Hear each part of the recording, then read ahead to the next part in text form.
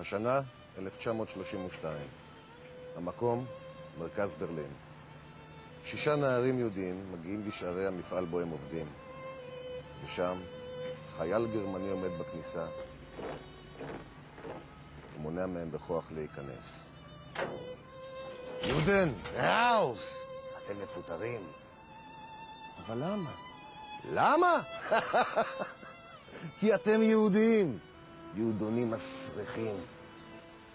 3 שעות נסיעה משם, בקונגרס הציוני בפראג, הרוחות סוערות. הפיטורים של 6 הנערים גורמים לחברים להתעורר ולהקים משרד מיוחד שידאג להעלאת נוער יהודי לארץ ישראל.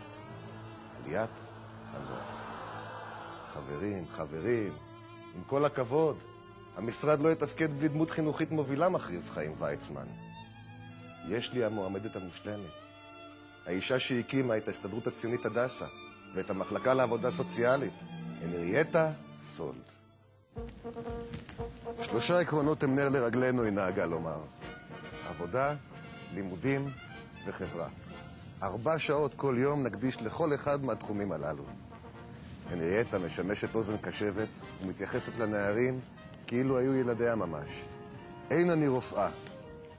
אך אף על פי כן אני רוצה לייעץ לך. כך כותבת סולד במכתב אישי לאחד הנערים. נסה לחיות את חייך מיום ליום. היינו, עשה את חובותיך, שקע בעבודתך, התעסק בלימודיך, ואל תחשוב על הרושם שאתה עושה על אחרים.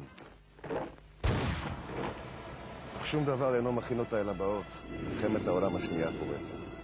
זרם אדיר ופתאומי של פליטים, ילדים וילדות, יתומים שעוברים את זוועות השואה, מגיעים עמומים ותשושים לארץ זרה ומנוכרת. היא הייתה בשביל יותר מאמא, סיפרה עליה אחת הנערות. היא הייתה המלאך המושיע, האישה שהחזירה לי את האמון בחיים, ברוח האדם. הנרייטה מבינה את כובד האחריות שמוטלת על כתפיה. היא עוברת מאחד לאחד, מעניקה להם את תשומת הלב, החיבוק והיחס החם שכל כך חסרים להם. עליית הנוער בהנהגתה מצליחה לשמש תחליף למשפחה חמה, דואגת ותומכת. בדצמבר 1940 כותב אריה ליפשיץ בעיתון דבר. היא ובני הנוער הללו, אין להפריד ביניהם. הם, הבנים המגורשים, המטולטלים, המאוכזבים, בלא דרך ובלא תוחלת. והיא, האם המאספת מתוך התוהו, מחזירה להם את מהותם ודמותם האנושית.